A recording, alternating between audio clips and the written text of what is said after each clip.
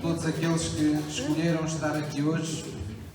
Nós temos falado muito acerca disso nas últimas 2 semanas, de que este é o tempo para nós nos assumirmos enquanto cristãos. Nós vivemos tempos difíceis, tempos únicos, de tribulação, com toda esta pandemia que todos nós sabemos, que ainda ontem fez com que o nosso Primeiro-Ministro trouxesse mais restrições para as próximas 2 semanas, que pela graça de Deus não afetará os nossos cultos. Teremos esse cuidado de, à sexta-feira, terminar a horas de todos poderem chegar a casa dentro daquilo que foi pedido, e ao domingo a mesma coisa. Mas dizia eu que nestes tempos que nós vivemos, nós assistimos a mobilizar de toda a sociedade para acudir, para todos poderem de alguma forma fazer aquilo que está ao seu alcance. E eu creio que seria uma vergonha para todos nós, se nós, enquanto cristãos, neste tempo, a única expectativa, a única coisa que nos passasse pela cabeça fosse proteger-nos e salvar-nos a nós próprios. Creio que seria um alvo muito pequenino e seria uma coisa muito pequena para um Deus tão grande e para um amor tão grande que Deus tem derramado em nossa vida. Também disse aqui no domingo passado que este é o tempo em que na igreja muitos crentes descobrirão pela prova dos tempos que ainda não são crentes. E esta frase pode chocar um bocadinho, mas é isso mesmo o nosso papel enquanto estamos na terra. É acordarmos enquanto temos a oportunidade de arrependimento, enquanto temos a oportunidade de pôr em prática os mandamentos e a palavra de Deus. E é possível um crente descobrir nestes tempos que ainda não é crente. E quando é que isso acontece? Quando na verdade ele dá consigo mesmo a ter os mesmos sentimentos que o mundo tem, a viver com as mesmas expectativas que o mundo vive, a viver com os mesmos temores, a viver com a mesma ansiedade, a viver oprimido da mesma maneira, como se nunca tivesse conhecido Deus, como se nunca tivesse tido contacto com a palavra de Deus, como se nunca houvesse uma mudança ou uma experiência pessoal com as Escrituras ou com o poder de Deus que nos mostrasse que nós podemos ter uma vida diferente. Então este é o tempo de nos pormos à prova, de nos deixarmos que estes tempos nos tragam a oportunidade de mostrar o grande Jesus que tem sido formado durante todo este tempo no nosso coração. Este é o tempo de estarmos unidos nos cultos, porque é quando nos juntamos que Deus pode derramar da sua vida e da sua bênção de uma forma especial. A Bíblia não se cansa de o dizer, diz que onde 2 ou mais estiverem reunidos em seu nome, Deus estará no meio deles, para que as nossas concordâncias, as nossas orações sejam efetivas. Então nós temos que ter essa ousadia na fé e essa certeza na fé de que a igreja não é lugar de contágio, não é lugar de surto. A igreja é lugar da presença de Deus, é lugar da unção de Deus que quebra todas as coisas, que quebra todo o jugo. Pastor, então porquê é que usamos máscara? Então porquê é que desinfetamos as mãos à entrada? Porque nós temos que dar o exemplo. Naquilo que o mundo faz bem, nós temos que fazer melhor. Nós temos que ser prudentes. Não devemos pôr à prova, ou digamos, não devemos pôr à prova Deus de uma forma errada, com estultícia. Mas no nosso coração e na nossa fé, nos nossos procedimentos, nós temos que saber que estes são os tempos em que a nossa fé precisa vencer este mundo. Posso ouvir um amém? Vamos abrir em Eclesiastes 4, versículo 1. Nós vamos hoje falar acerca de céus abertos. Todos nós já certamente ouvimos aqui e acolá falar esta expressão bíblica de céus abertos, não é? Há pessoas que têm mensagens e falam acerca disso, dos céus cerrados, não é? Ter céus de bronze, ou termos céus abertos, ou vermos as janelas do céu abertas sobre a nossa vida. E essa é uma linguagem muito própria, muito bíblica, e que na prática, quando dizemos que os céus estão abertos sobre a nossa vida, significa que há como que uma sintonia tal entre o céu e aqueles que estão na terra, em que de facto o reino de Deus está na terra, o céu desce à terra, não é? Nós temos exemplos na Bíblia de homens a quem isso foi revelado. Temos esse sonho no Velho Testamento, de uma escada, não é? De um homem de Deus que teve esse sonho em que viu uma escada e viu anjos subindo e descendo, não é? Do céu, e ele faz a exclamação: eu nunca pensei que Deus estava mesmo aqui. Nunca pensei que eu, estando aqui na terra, podia estar de facto na presença de Deus. E esse é o assunto da Bíblia, é a humanidade ser levada à presença de Deus e habituar-se a viver com a presença de Deus e na presença de Deus. Amém? Então, todos nós desejamos céus abertos, e céus abertos só podem vir sobre a nossa vida nestes tempos por meio da nossa obediência. A partir do momento que Jesus veio trazer o céu à terra, Ele nos mandou orar para que viesse até nós o reino dos céus, para que de alguma forma fosse feita na terra aquilo que é feito na presença de Deus no mundo espiritual. E é por isso que nós temos a oração do Pai Nosso, que não existe para nós apapaguearmos, existe para nós assentirmos, existe para nós de coração para coração pedirmos genuinamente a Deus que todos os dias nos dê não apenas o pão nosso cada dia, mas todos os dias o seu nome possa ser santificado em nossa vida, possa ser bem falado quando as pessoas têm relacionamento connosco, quando nos ouvem falar, quando veem as nossas atitudes, quando veem os nossos atos, as nossas escolhas, quando de alguma forma se confrontam com o nosso caráter. E é também o pedido que Jesus nos ensinou de que deve vir, venha a nós o vosso reino, venha a nós o vosso domínio e seja feita a vossa vontade aqui na terra como é feita no céu. Amém? Então, céus abertos é o que todos nós desejamos. Quando dizemos que temos os céus abertos sobre a nossa vida, significa que nada nos impede no nosso relacionamento com Deus, nós temos acesso a Ele, nós podemos receber em qualquer instante aquilo que dele precisarmos, nós temos a graça de Deus sobre a nossa vida e essa é a condição da Igreja de Cristo. A verdadeira Igreja de Cristo, aqueles crentes que estão em Cristo, têm a graça do nosso Senhor Jesus Cristo sobre eles. E isso significa que eles não vivem esta vida na terra que têm como as outras pessoas deste mundo, têm carne como as outras, têm problemas nesta vida como as outras, têm situações por resolver como as outras, enfrentam desafios semelhantes às outras pessoas, mas elas vivem de uma forma diferente. Elas dispõem de armas espirituais poderosas em Deus para destruir as fortalezas. Elas contam com a presença de um Deus que prometeu abrir portas, ainda que houvesse ferrolhos de ferro, ainda que fossem portas de bronze, ainda que parecessem impossíveis de abrir. Por outras palavras, ainda que nós enfrentássemos desafios na vida que, humanamente falando, nos seriam impossíveis de enfrentar, Deus comprometeu-se a estar connosco para abrir esses caminhos, para abrir essas portas. Isso é ser cristão. Amém? Então, termos céus abertos sobre a nossa vida, hoje, que depois do sacrifício de Jesus na cruz, é um fruto da nossa obediência. Eles sempre implicam obediência. E eu acho que todos vocês já repararam, nenhum de nós nasceu obediente, não é? Nós às vezes vemos as criancinhas, não é? Que são muito pequeninas, e vemos como elas apanham rapidamente determinadas manhas, como apanham as fraquezas às vezes dos pais, como fazem birras para não fazer aquilo que os pais querem que elas façam. Então nós costumamos dizer que as crianças precisam de ser educadas. Por outras palavras, elas precisam de aprender o valor da disciplina. Alguém tem que lhes criar hábitos que elas não têm.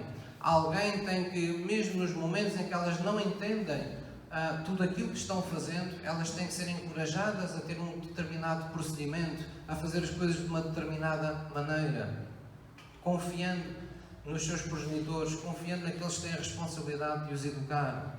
Então o mesmo deve suceder connosco. Para nós termos os céus abertos, isso implica a obediência da nossa parte para com Deus. E ninguém nasce obediente.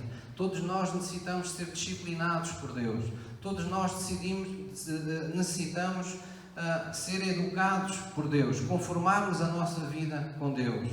Então este é um tempo em que muitos cristãos estão descobrindo que foram convencidos, mas ainda não foram convertidos. E é importante que nós compreendamos essa diferença. Há muita gente aí fora, e se calhar nós também por vezes temos esses tiques, não é? Que nos convencemos que somos boas pessoas, que somos melhores que os outros, ou porque fazemos boas obras, ou porque andamos na igreja, ou porque fizemos um bem a alguém, achamos que somos, de alguma forma os outros nos são devedores de alguma coisa, porque nos achamos, às vezes, sem querer mais que os outros. Então, há pessoas convencidas disso, que são boas pessoas, que são melhores que os outros, mas não passa disso, de serem convencidas. E nós, por vezes, podemos viver o cristianismo da mesma maneira. Podemos viver convencidos que somos cristãos. Mas ser convencido não chega, nós temos que ser convertidos. Convertidos significa que nós temos que nos render a toda a doutrina do nosso Senhor Jesus Cristo. Viver convencido é pegar num punhado de coisas com as quais simpatizamos, por exemplo, a moralidade, o fazer bem ao próximo, uma série de coisas que nos são facilmente aceites, não é? Sermos honestos, sermos íntimos, sermos verdadeiros, então a gente concorda com isso, agarra-se a isso e como que exclui o resto da Bíblia, como se não houvesse mais nada para aprender, mais nada para fazer. E então nós pegamos nesse conjunto de coisas que temos da Bíblia e usamos-las para que a nossa consciência de alguma forma esteja aplacada com Deus, para nos sentirmos bem connosco próprios. Mas no nosso dia-a-dia, nas 24 horas do nosso dia, nós não vivemos verdadeiramente uma vida de convertidos. Muitas vezes vivemos uma vida de convencidos. Convencemos-nos que somos cristãos, mas não agimos como tal. Não acreditamos como tal. Às vezes nem sequer pensamos como os cristãos deveriam pensar. Então, mais uma vez eu lembro, nós vivemos tempos difíceis, nós vivemos tempos em que ouvimos a toda a hora, a todo instante, haver perigo de contágio, haver uma crise brutal financeira que vem a caminho. E a questão que se coloca é, em que é que você acredita? Com que princípios você está vivendo? Com que fé que você está vivendo? Você olha para dentro de si e vê a paz sobrenatural de Deus? Ou você olha para dentro de si e vê aflição, vê ansiedade, vê perturbação, vê insegurança, vê fraqueza? Como é que nós nos estamos vendo neste tempo? Isso é muito importante. Aplicarmos o nosso coração ao nosso caminho, aos nossos pensamentos, aos nossos reais sentimentos. Não é aquilo que os outros querem que a gente fale, não é aquilo que nós sabemos que a Bíblia diz, é o que é que nós estamos pensando, o que é que nós estamos sentindo neste tempo, o que é que para nós é verdadeiramente verdade. Pastor, como é que eu sei o que é verdade para mim? É fácil. Veja como você age todos os dias. Veja o que você faz e o que você deixa de fazer. Por que motivos faz as coisas e por que motivos deixa de fazer as coisas. Veja os seus pensamentos. Veja que sentimentos é que são predominantes na sua alma durante todo o seu dia. E você descobrirá o que é que tem sido verdade para si. Se a verdade de Deus, se a verdade das circunstâncias deste mundo, ou se de uma mentalidade de um mundo que ainda vive separado de Deus. Amém? Então nós não estamos aqui para julgar as pessoas que não conhecem Deus, mas nós estamos aqui para nos responsabilizar coletivamente e para nos aproximar de tal maneira de Deus, que Deus se torne mais real para nós do que os desafios que estão à nossa frente. Só assim nós podemos ter fé. Só assim nós podemos ter paz no meio de um temporal. Alguém só tem paz no meio de um temporal se tiver a certeza que esse temporal não tem poder algum para nos desviar do nosso caminho ou para pôr em perigo a nossa vida. Então nós precisamos dessa paz que só Deus nos pode dar no Espírito. Posso ouvir um amém? Vamos ver aqui em Eclesiastes 4, versículo 1, vamos ver como a Bíblia fala de tempos que parecem tempos idos, tempos que já passaram, mas que vamos ver que não são muito diferentes dos tempos que as pessoas estão hoje vivendo. Eclesiastes 4.1, Salomão se está lamentando e de alguma forma se queixando e diz assim no versículo 1: Depois voltei-me e atentei para todas as opressões que se fazem debaixo do sol. E eis que vi as lágrimas dos que foram oprimidos e dos que não têm consolador. E a força estava do lado dos seus opressores, mas eles não tinham consolador.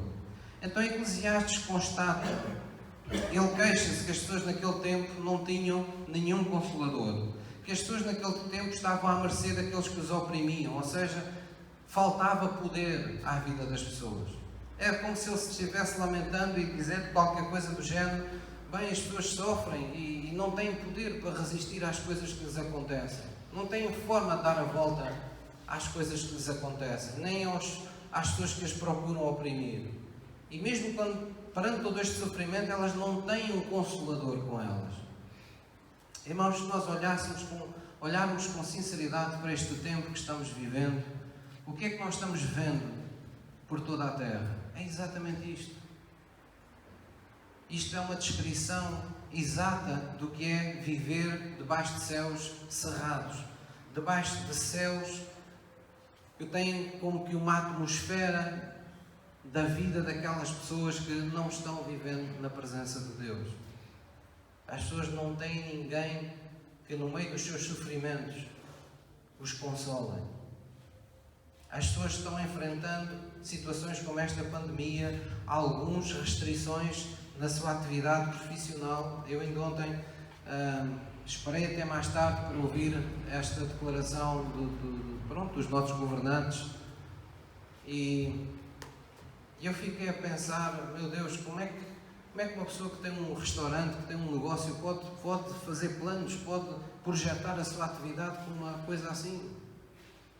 A qualquer instante decretam que a partir nas horas em que a pessoa mais faz negócio tem que estar fechado ou não vai ter pelo menos lá a presença das pessoas. E com isto eu não estou a julgar o governo. Eu acho que nestas alturas todos temos de estar unidos para ultrapassar este momento. É preciso, de facto, tomar medidas duras, drásticas. Mas o que eu quero dizer é que é difícil para as pessoas que estão no mundo sem Deus enfrentar estes tempos. É difícil para as pessoas. As pessoas têm um sofrimento, as pessoas sofrem por antecipação, por ansiedade, ficam projetando a sua próxima semana, o seu próximo mês, o seu próximo ano, ficam projetando a vida dos seus filhos.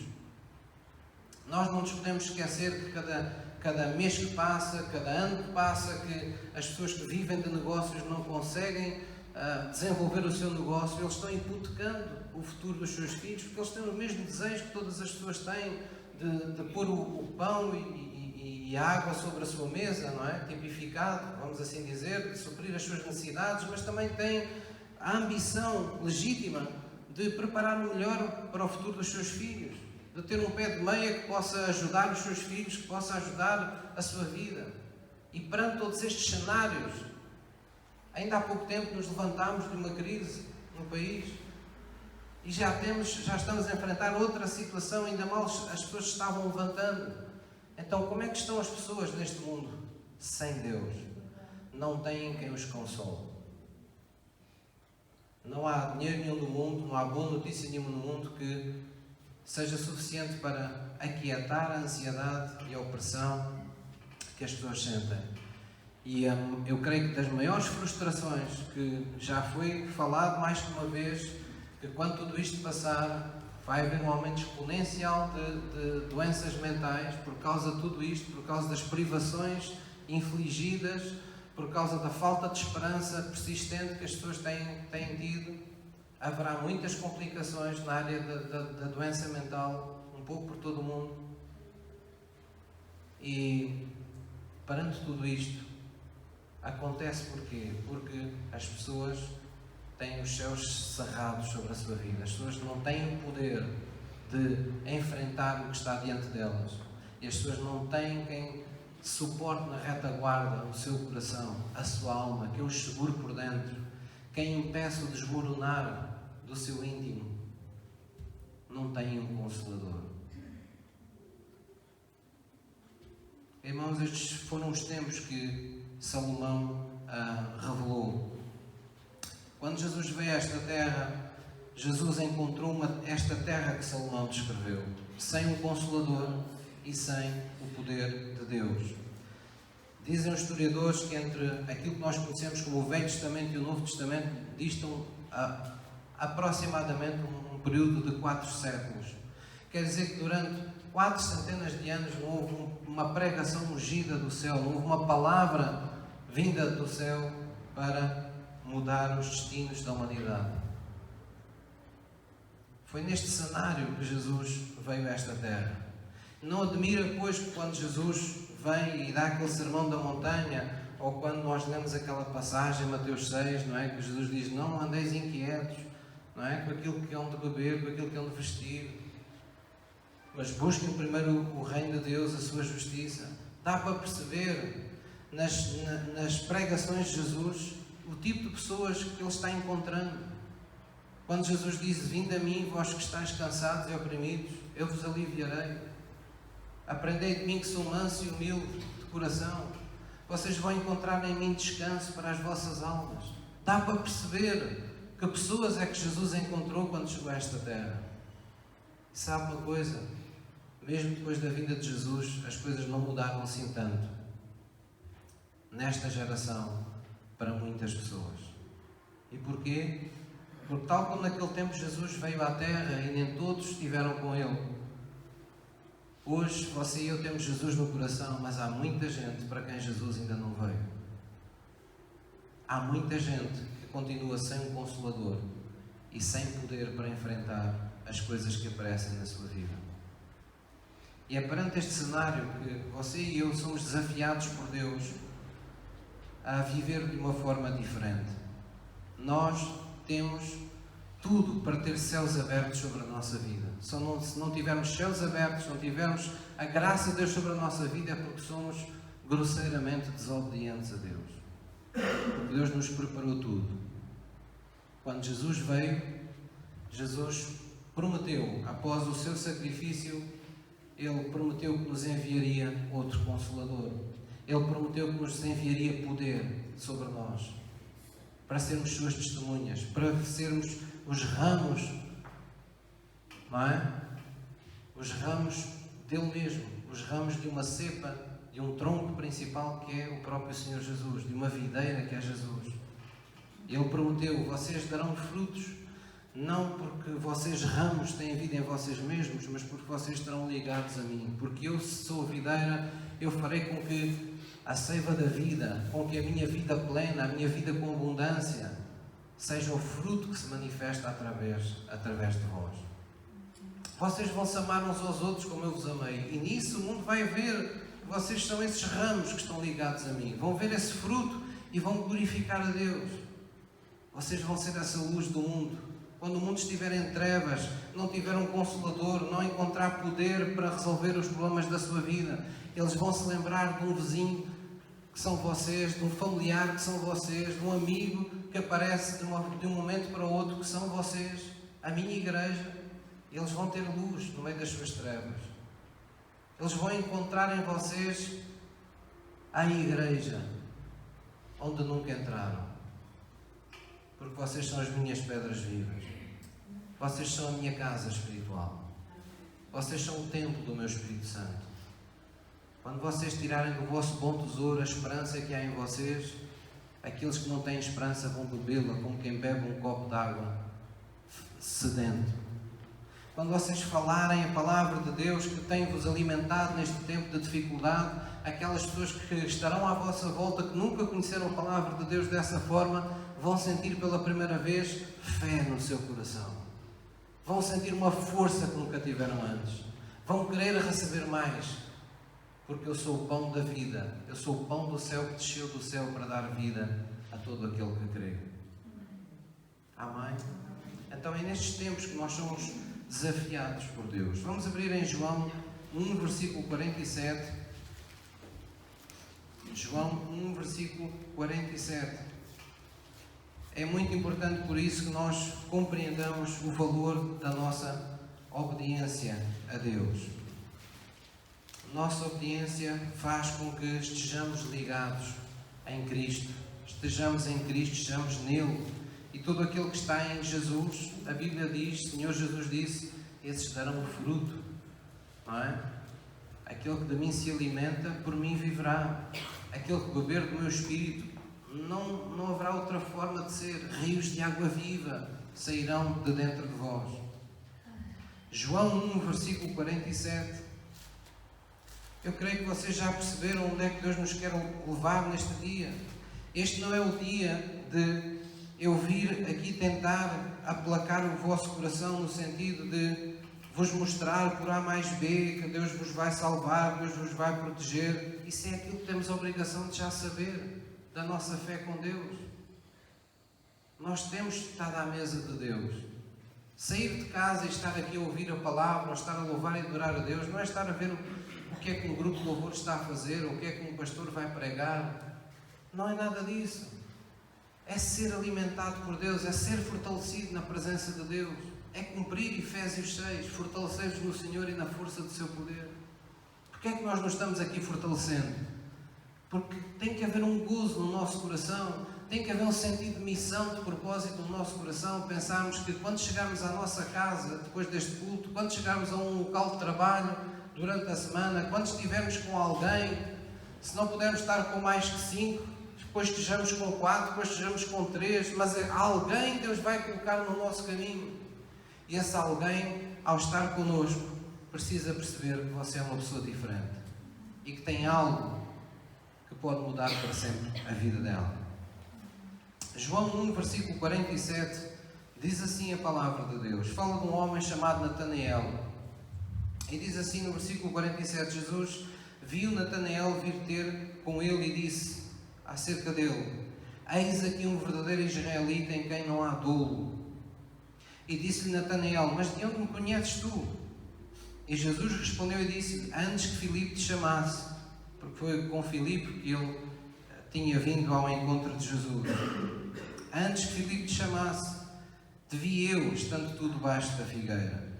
Dizem as pessoas que estudaram outros escritos desta altura e que puderam cruzar, não é? Porque, como vocês sabem, não foi apenas a Bíblia o único livro a ser, não é o único registro de documentos da altura, e as pessoas que estudam a palavra de Deus muitas vezes recorrem a outras coisas que foram escritas na altura para tentar perceber o que é que verdadeiramente sucedeu e qual era a vida na época, como é que a sociedade vivia.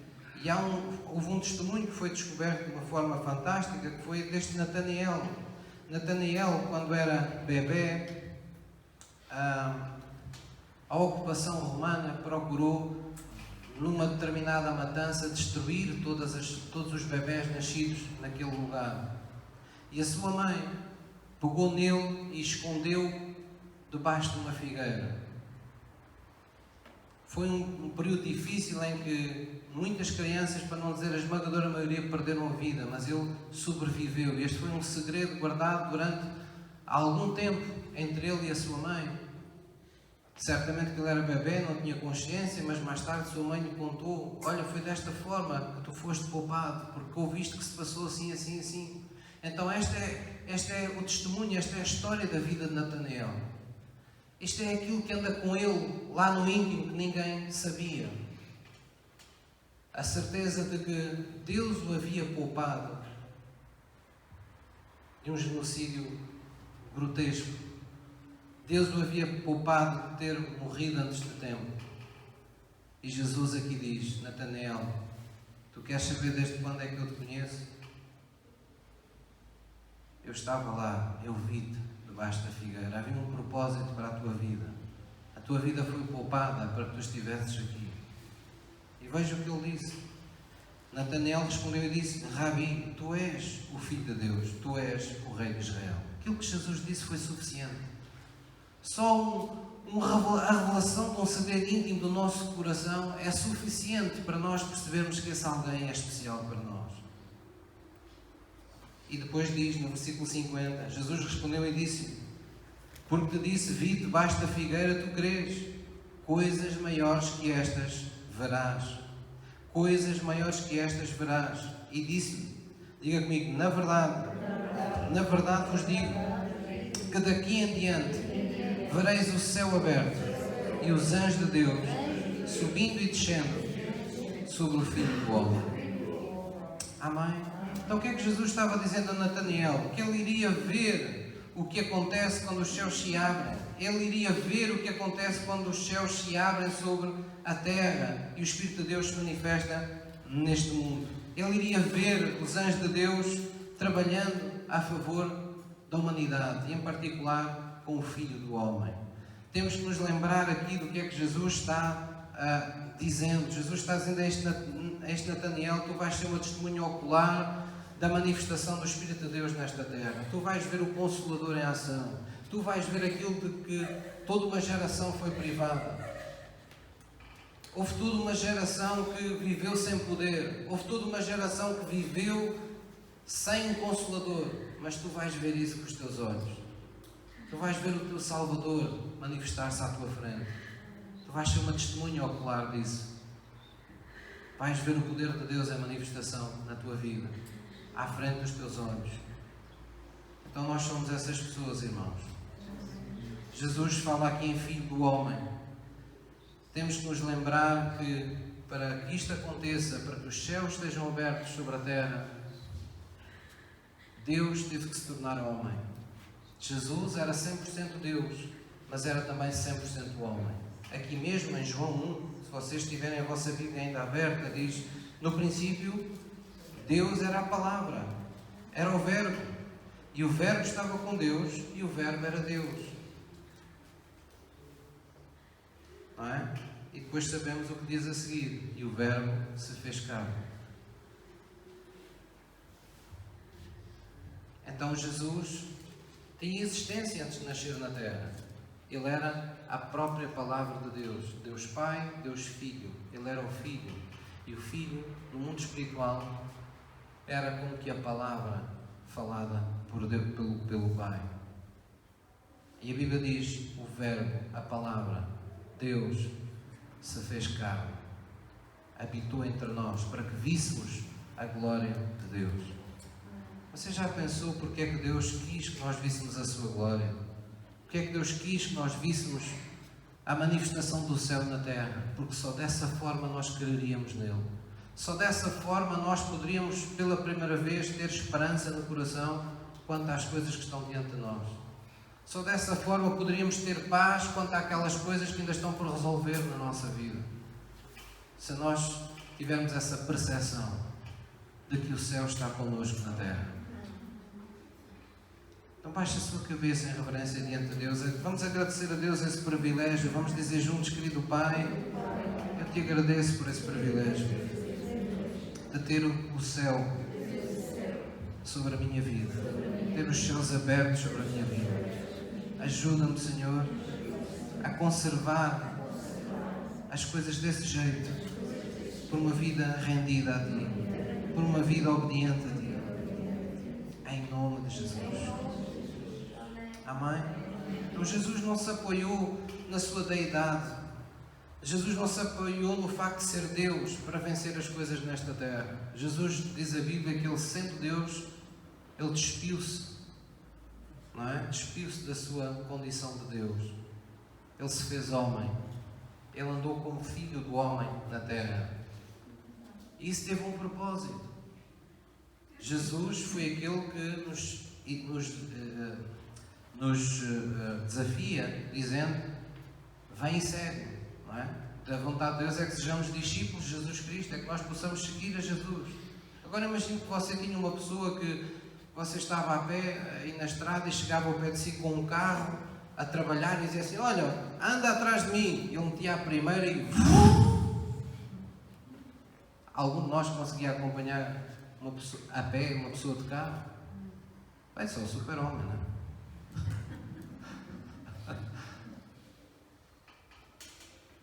Então Jesus não podia operar como Deus na terra. Jesus tinha que operar como homem. Ele tinha que ir connosco a pé. Ele saiu do carro. Ele despiu-se da glória que é estar à direita de Deus Pai. Ele colocou-se a pé ao nosso lado, à nossa frente, deu-nos o exemplo. Ele veio ser o bom pastor. Sabe, uma das coisas bonitas da revelação do bom pastor na Palestina para aquilo que conhecemos do pastor cá, é que eu muitas vezes observei, eu quando era miúdo, hoje estou a perceber que com certeza não foi por acaso. Eu, há muitos anos atrás, quando tinha para aí os meus 6, 7 anos, tudo à volta da minha casa era campo. E eu via o homem andar ainda com aqueles arados, com um cavalo, estão a ver, para abrir os roços na terra. E via coisas assim muito engraçadas. E havia um pastor que parava muitas vezes, encostava-se ao muro da casa dos meus pais e andava com ovelhas. Eu muitas, mas muitas vezes mesmo, quando eu já tinha feito os trabalhos e tudo mais, e ia lá fora, eu ficava contente quando via as ovelhas à volta da casa, ou às vezes a 50 metros, a 30, eu corria para o pé daquele homem, porque sentia muito bem ao pé dele, inspirava-me uma paz muito grande. E falávamos dentro daquilo que era possível falar com uma criança de 6 anos, não é? E ele tinha uma mortalhazinha, fazia uma espécie de um tabaco caseiro, depois punha num cachimbozinho, batia aquilo, aquilo é quase um culto para ele, não é? Mas era uma pessoa extremamente afável, muito simpática, muito meiga. Mas o que eu vi ali, e vi mais tarde, noutras ocasiões, é que os pastores cá, os rebanhos vão andando por aqui e para lá, eles conhecem, têm nomes para as ovelhas praticamente todas e chamam-nas pelo nome, e tinha um cãozinho que ia atrás para ir buscar uma ovelha que se afastava mais. Mas na Palestina, os pastores iam à frente dos rebanhos. Na Palestina, se vocês ainda virem imagens, mesmo ainda hoje na internet, vocês veem um rebanho muito grande e veem um homem à frente do rebanho. Ele tinha o hábito de ir à frente do rebanho. Jesus é esse bom pastor.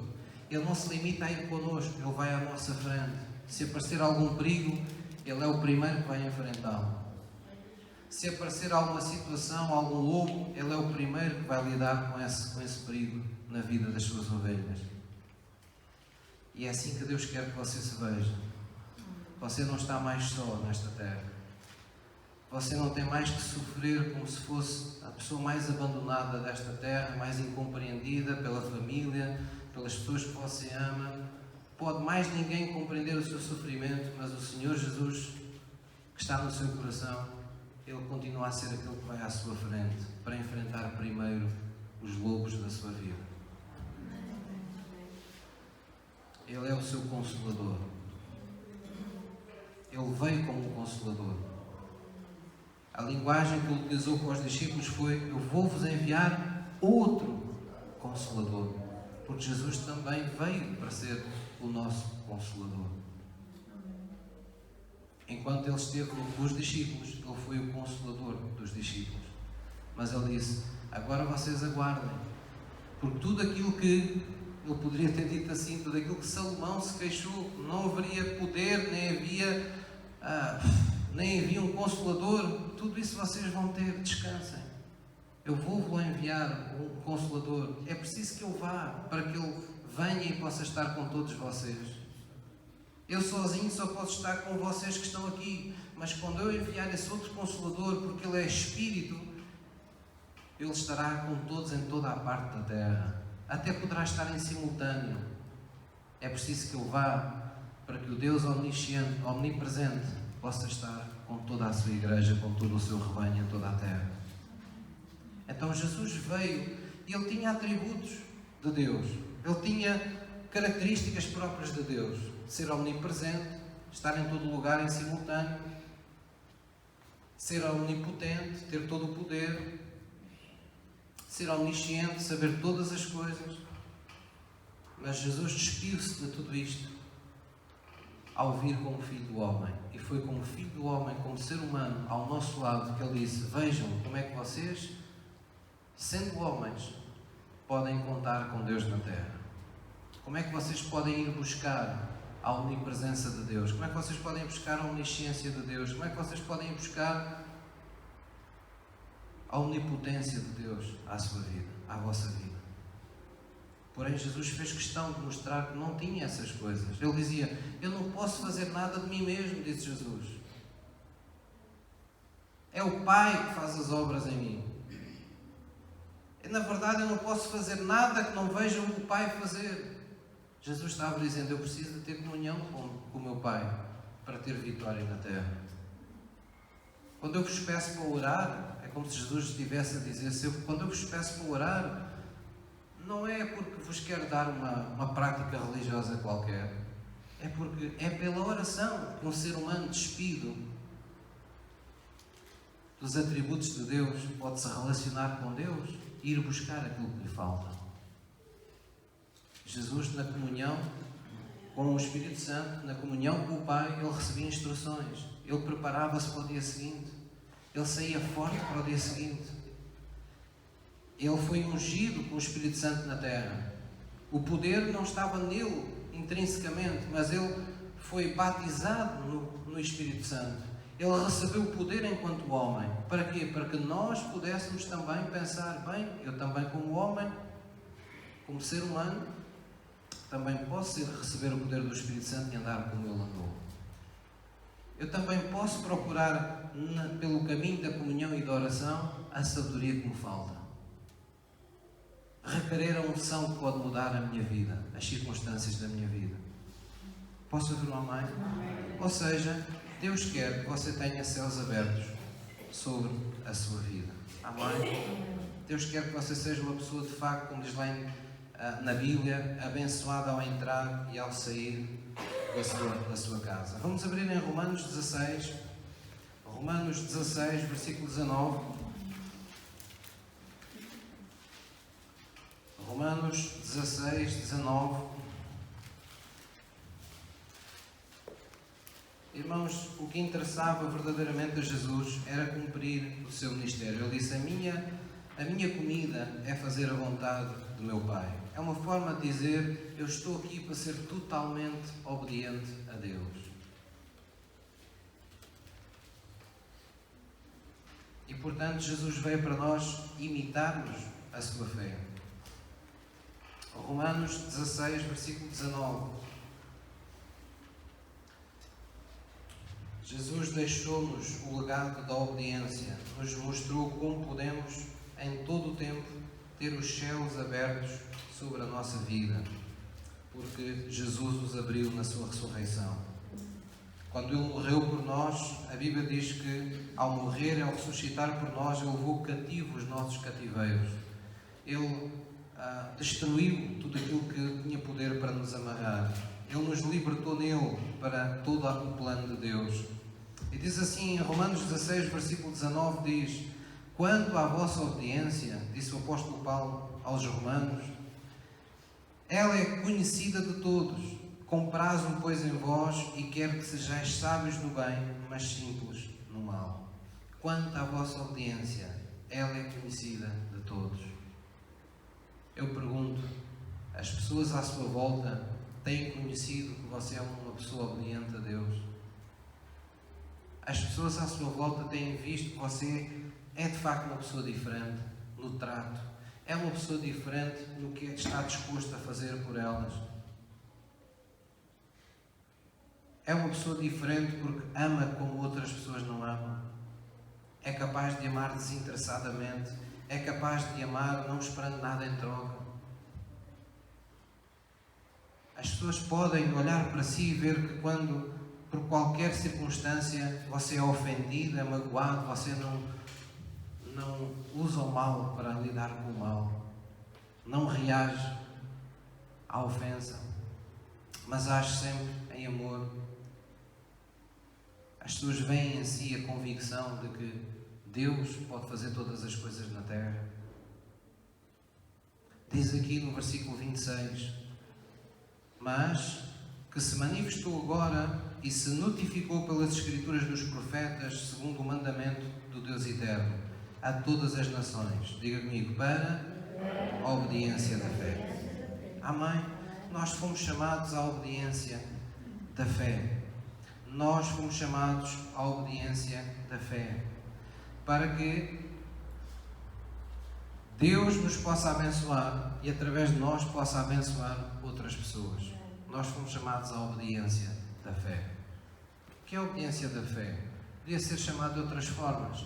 É perante o bom combate da fé, perante as circunstâncias da nossa vida que de alguma forma se opõem, que de alguma forma se colocam como obstáculos no nosso caminho, tem que ser achado nesses momentos em nós um sentir de Deus, uma convicção vinda de Deus, um testemunho de alguém que conhece, que experimentou as Escrituras e que sabe que tem o poder de Deus e tem um Consolador no seu coração. E nós temos que ser essas pessoas neste tempo. Posso ouvir uma amém? Toda a Bíblia fala nisto. Tudo o que Jesus veio fazer connosco tem uma consequência. A presença de Deus em toda a Bíblia trouxe consequências à vida das pessoas. Deus requer e vai requerer de todos nós fruto próprio de quem é alimentado pelo Espírito de Deus, de quem é fortalecido pela Palavra de Deus. Deus vai requerer isso. Nós não podemos, enquanto cristãos, continuar a viver como que se o mais importante na nossa vida fossem as mesmas coisas que é para o mundo. Nós temos que compreender que há um fruto do Espírito de Deus que precisa ser visto na nossa vida.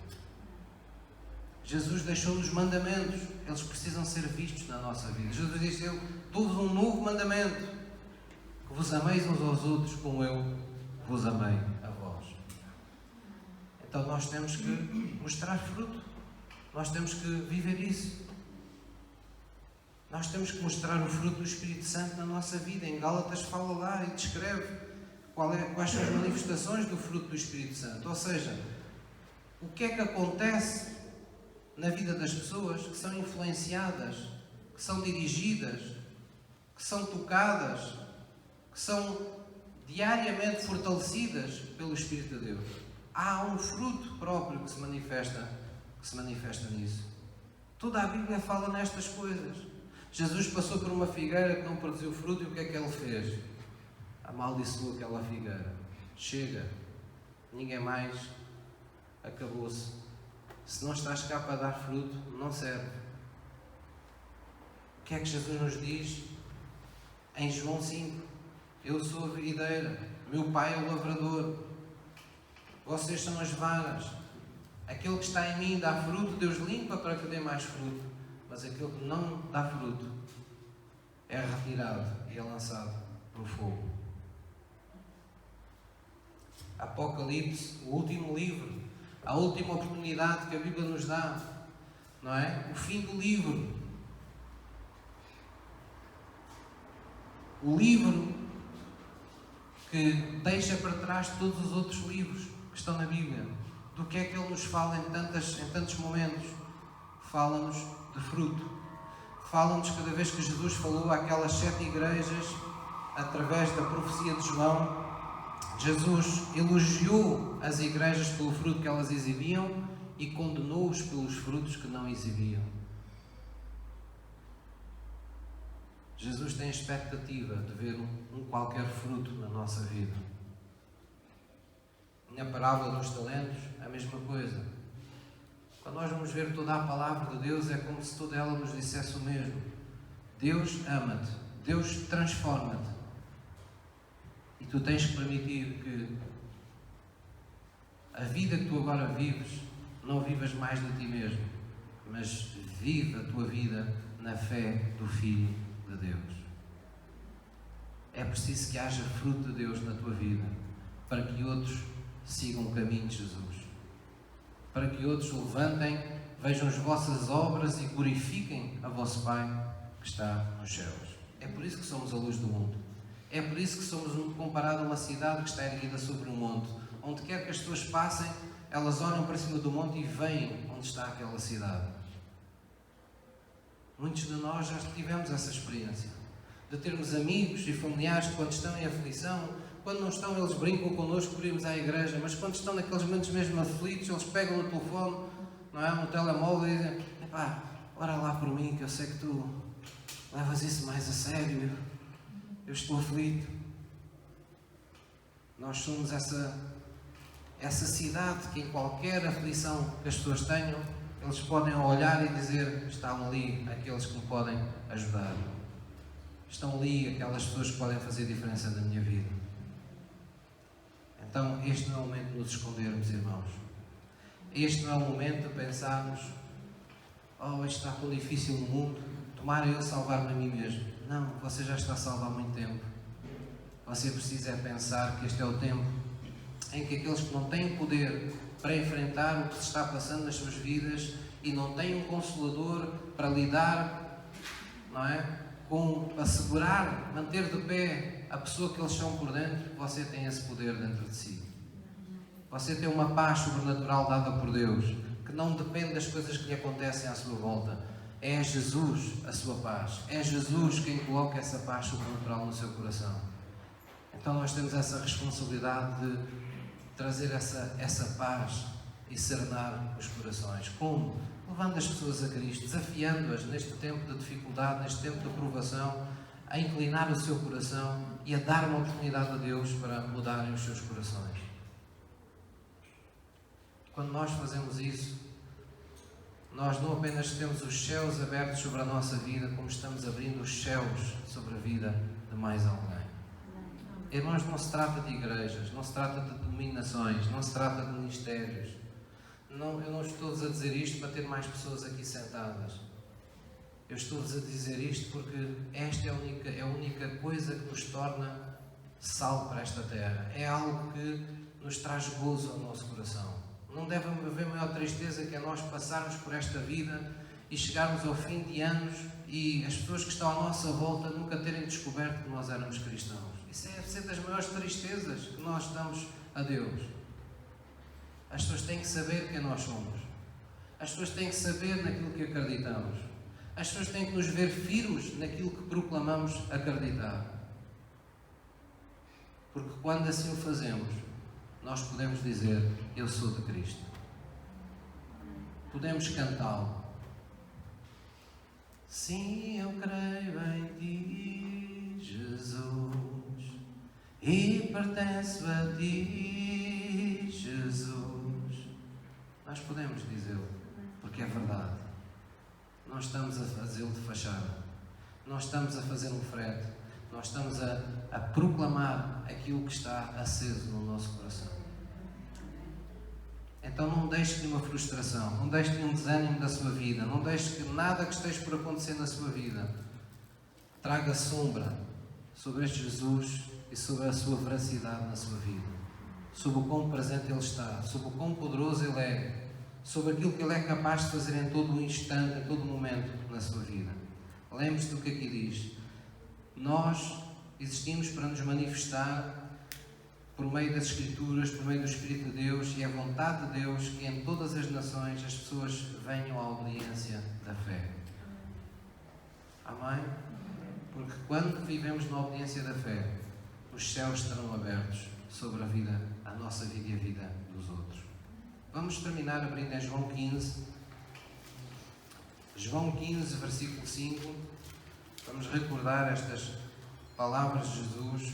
Vou pedir ao louvor que suba, por favor. João 15, versículo 5.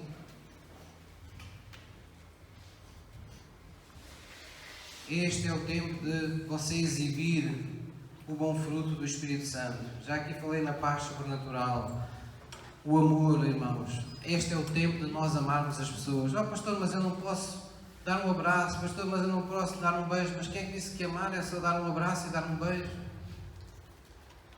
Das maiores provas de amor que damos às pessoas é estar na vida delas presentes quando elas mais precisam de nós. É nós não nos negarmos quando encontramos alguém que precisa de ajuda. Ainda no outro dia, uma situação, não é que fosse uma coisa que eu tivesse feito, uma coisa muito, enfim, digna de grande louvor, mas poderia ter feito de outra forma. Sabem que neste tempo de pandemia as pessoas têm uma certa tendência de, antes de ajudar, pensar, espera lá, e como é que é, não é? Vou tocar nesta pessoa, A gente deve-se perguntar a nós, devemos perguntar-nos a nós próprios, se eu visse uma pessoa cair no meio da estrada, o que é que eu fazia? Ficava preocupado com o contágio ou ia ajudar? Eu no outro dia tive uma vizinha minha assim, caída no chão, deu-lhe um desfalecimento e ficou ali. O que é que nós vamos fazer? Espera lá, não lhe posso tocar. Sei lá se você tem Covid. No outro dia de noite, em plena marginal, ali perto da minha casa, estava um carro às escuras com uma senhora que eu arrisco a dizer que talvez tivesse 74, 73 anos, a empurrar um carro e o filho dentro do carro. agarrado ao volante, o filho pai com 40 anos, ele sentado e a mãe com 70 e tal anos a empurrar o carro para sair fora da estrada. Eu nem queria acreditar no que eu estava a ver. Eu só tive tempo de deixar o meu carro a uma grande distância, ligar os 4 piscas, sair do carro e tentei tirar o outro carro fora da estrada. Não dá para a gente pensar 2 vezes. Vamos fazer o quê? Se tiver uma pessoa a nos desfalecer nas mãos, vamos fazer o quê? Espera lá que eu primeiro tenho que pôr umas luvas. Há situações da vida que não dá para esperar, irmãos. E nas situações da vida que não dá para esperar, ou nós acreditamos que estamos mesmo protegidos por Deus, ou então não andamos cá a fazer nada. Eu sou uma pessoa que procuro cumprir todas as regras, mas se em algum momento, diz a Bíblia, fomos confrontados com beber alguma coisa venenoso que a gente não saiba, porque não sabíamos, o que é que a Bíblia diz? Em meu nome não vos fará dano algum. Agora, não é por isso que eu vou à procura de bebidas venenosas. Querem ver como eu vou ficar vivo? Não fomos chamados para tentar a Deus. Mas o que a Bíblia nos garante é que no ato de servirmos a Deus, servindo o próximo, Deus terá uma proteção especial para connosco. Afinal, somos ou não somos a sua casa espiritual? Afinal, temos ou não temos a fé que vence o mundo? Afinal, há alguém maior que o Espírito de Deus? Há alguma enfermidade capaz de derrotar o Espírito Santo de Deus? Não há. Onde está o Espírito Santo, aí há liberdade.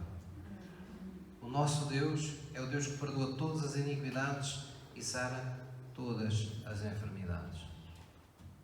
Então vamos orar por aqueles que estão aflitos. Vamos estar prontos para socorrer os que precisam de ajuda. Amém? Vamos ser igreja. João 15, versículo 5 diz assim: disse Jesus, eu sou a videira e vós as varas. Quem está em mim e eu nele, esse dá muito fruto. Porque sem mim nada podeis fazer. No versículo 8 diz, nisto é glorificado meu Pai, que deis muito fruto e assim sereis meus discípulos. Amém? Então vamos dar esses frutos todos. Vamos ser longânimos, vamos ser benignos, vamos exibir a paz de Deus que está no nosso coração, vamos ser pacificadores, não é? Ao contrário do que a gente se calhar tem visto nas notícias, com tanta gente que se preocupa em criar dissensões e divisões, vamos ser pacificadores. O que é que a Bíblia diz? Qual é a marca de um pacificador? Será chamado filho de Deus. Aquele que anda promovendo a paz, que anda promovendo a paz. Esse pacificador será chamado filho de Deus, porque Deus quer a paz entre as pessoas. Deus não quer guerras, nem contendas entre as pessoas. Deus não pode fazer, não opera no meio da animosidade. Deus opera por meio do amor. Só o amor tudo suporta, só o amor tudo crê, só o amor tudo espera, só o amor tudo vence. E no amor não há animosidade. A Bíblia diz que quem ama pelo amor de Deus não faz mal ao próximo. Vamos exibir esses bons frutos. Vamos exibir a temperança. Vamos exibir o domínio próprio como um fruto do Espírito Santo. Há tanta coisa que nos passa pela cabeça a fazermos, mas a gente tem que se conter e não pode fazer tudo o que nos vem aos sentimentos fazer. Não podemos fazer tudo o que nos vem à cabeça fazer. Porquê? Porque nós somos templo do Espírito Santo. Nós não vivemos mais de nós mesmos. Nós vivemos com o Espírito de Deus connosco. Aquilo que Ele quer fazer por meio de nós é mais importante do que aquilo que nos apetece fazer. Vamos exibir o fruto da fé. Vamos crer neste tempo que Deus é mesmo Deus. Nós aqui à sexta-feira temos orado combatendo esta pandemia. Eu sei que haverá sempre pessoas que dirão, pois, mas a pandemia, daqui a uns tempos, vão dizer, bem, mas a pandemia desapareceu porque entretanto se descobriu a vacina, porque entretanto se fez restrições, porque entretanto se fez isto, porque entretanto o país todo fez um sacrifício. Eu aceito tudo isso, mas eu tenho uma coisa a acrescentar. Quando a pandemia for derrotada, eu tenho uma bandeira para levantar, para dizer, eu sempre combati esta pandemia e ela ter desaparecido é a prova de que Deus é Deus. Você é cristão.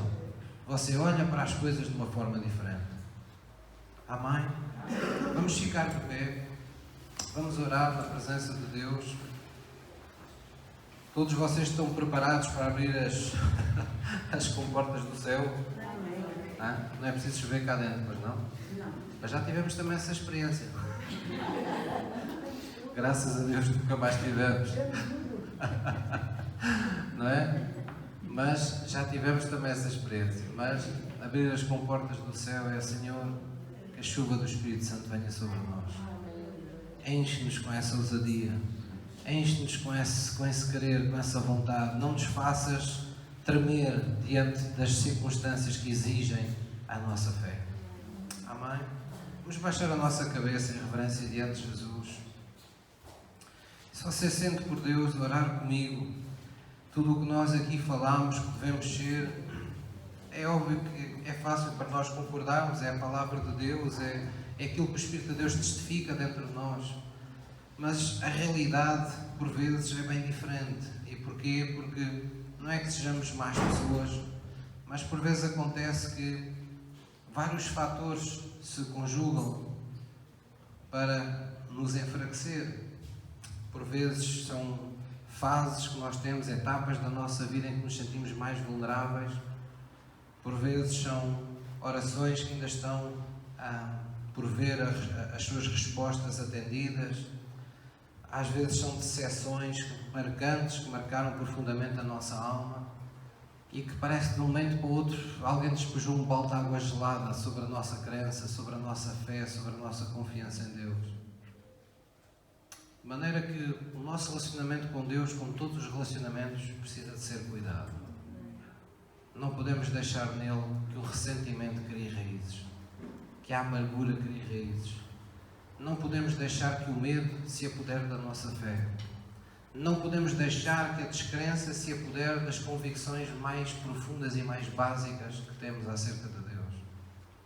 Você tem que ser o primeiro a gritar dentro de si e dizer: eu não aceito isto. Eu só aceito que seja feita a vontade de Deus na minha vida. Tudo aquilo que você se conformar, você estará aceitando. Tudo aquilo que você estiver tolerando, você estará a dar autoridade a essas coisas em sua vida. Então não aceite, não tolere nada que esteja fora da vontade de Deus para a sua vida. Veja no seu coração um cofre e abra apenas esse cofre quando tiver a certeza que está em segurança a fazê-lo, que está na presença do seu Deus, para lhe dizer: Senhor, Tu és o meu ajudador, eu nunca temerei aquilo que o homem ou qualquer circunstância me faça.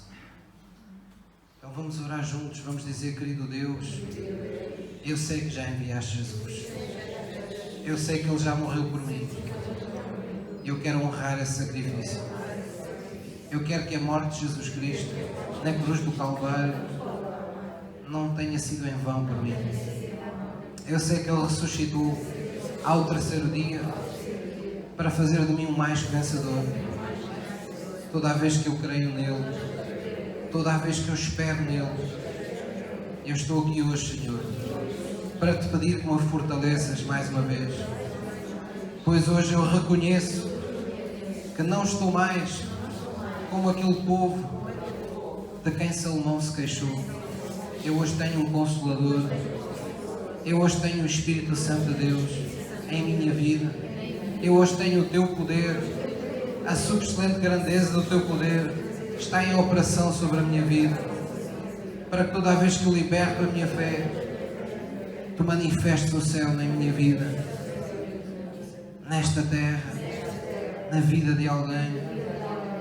Senhor, nesta manhã, eu me arrependo das vezes que me tenho acovardado, que não tenho confiado em Ti, que tenho feito as coisas como o mundo as faz, que tenho pensado de mim mesmo e desta vida coisas contrárias ao que a Tua palavra declara. Eu sei que sou parte da Tua geração eleita, do Teu sacerdócio real. Eu sei que sou Tua igreja. E o sangue de Jesus Cristo, Ele já foi vertido para me santificar, para que eu estivesse separado, para que eu fosse Teu. Ajuda-me nesta manhã, Senhor. Envolve-me, Senhor, na Tua presença. Faz-me estar onde Tu estás. Ó Senhor Jesus, conforme Tu oraste, que onde Tu verdadeiramente estiveres, eu esteja contigo. Que possamos estar em Ti sempre, em todo o tempo.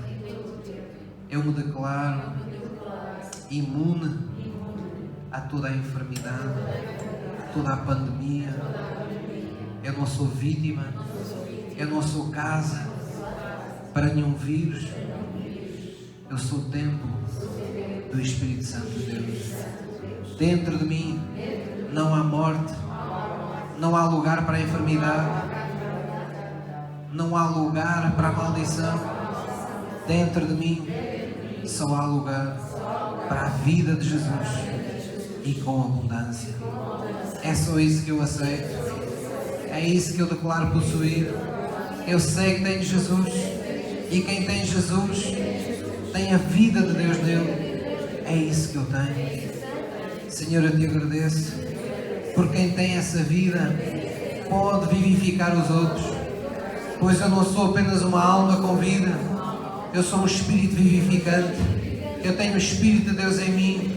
Eu nasci de Deus para vencer o mundo, e esta é a vitória que vence o mundo, a minha fé, porque eu estou em Ti todo o tempo e em todas as coisas. Já proclamaste que há um hino de vitória, há uma bandeira da minha vitória em todo o lugar onde eu passo, para que o Teu nome seja glorificado, para que o Teu fruto seja achado na minha vida, em nome de Jesus. Por isso, Pai nosso, que estás nos céus, obrigado por estares também no meu coração, por teres vindo fazer morada em mim. Venha o Teu reino, Deus, venha o Teu domínio sobre a minha vida, que a atmosfera do Teu reino esteja em todo o lugar onde eu estiver e onde eu me mover. Obrigado pela proteção do sangue de Jesus. Sejam feitas todas as coisas onde eu estiver, como são feitas na Tua presença. E Senhor, continua a nos dar o pão nosso cada dia. Continua a abrir caminhos onde eles não existem, pois eu confio em Ti. Tu serás sempre, em todo o tempo, a minha provisão. Perdoa os meus pecados, perdoa as minhas negligências, ajuda-me a redimir dos meus erros, Senhor. Não permitas que eu me entregue à soberba desta vida, nem ao orgulho, nem ao egoísmo, nem seja presunçoso, mas ajuda-me, Senhor, a perdoar sempre todas as pessoas. E perdoa-me a mim também. Abre-me de caminhos, continua a abrir portas, pois eu não tenho dúvidas que é por Ti que eu tenho autoridade sobre todo o mal nesta vida. Teu é o reino, Teu é o poder, Tua será sempre a glória. Em o nome de Jesus. Em o nome de Jesus. Amém. Diga à pessoa que está ao seu lado, nunca te esqueças que Deus te escolheu. Não és uma pessoa qualquer. Só Ele pode tocar em ti. Só a palavra dele prevalece na tua vida. Amém. Glória a Jesus. sei se vocês têm às vezes a mesma sensação que eu, mas nós andamos na rua, vamos a qualquer lado e estamos todos sempre de máscara. Uma das maiores privações que eu sinto é a falta de ver o sorriso das pessoas. E parece que as pessoas estão todas chateadas. Às vezes ficamos com essa sensação, não é? Às vezes, se não forem os olhos das pessoas a mostrarem o sorriso, a gente não consegue ver. Então, há um sorriso de Deus dentro de nós. Há um gozo de Deus que vem do Espírito ao nosso coração. Nós podemos transmitir essa alegria de Deus simplesmente por associação, simplesmente estando próximos, simplesmente com um olhar, uma palavra. Deus nunca, em nenhum momento da história, ficou limitado pelas impossibilidades dos homens. Deus sempre criou formas diferentes de fazer as coisas. Uma vez um casal que veio a Portugal e que nós, se calhar muitos de nós conhecemos, o casal Anta, lembram-se? Que eles oravam e repreendiam, foram eles que trouxeram esse ensino de falar às doenças pelo nome que elas têm e repreendê-las e ordenar que as coisas acontecessem de forma diferente e esperar para ver o milagre no momento.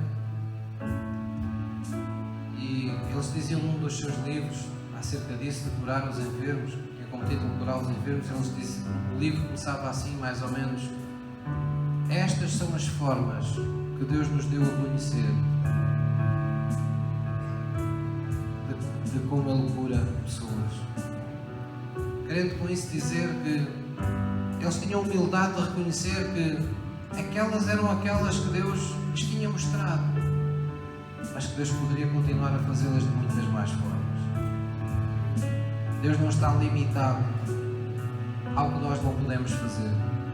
Ele é o Deus que pode sempre todas as coisas. Amém?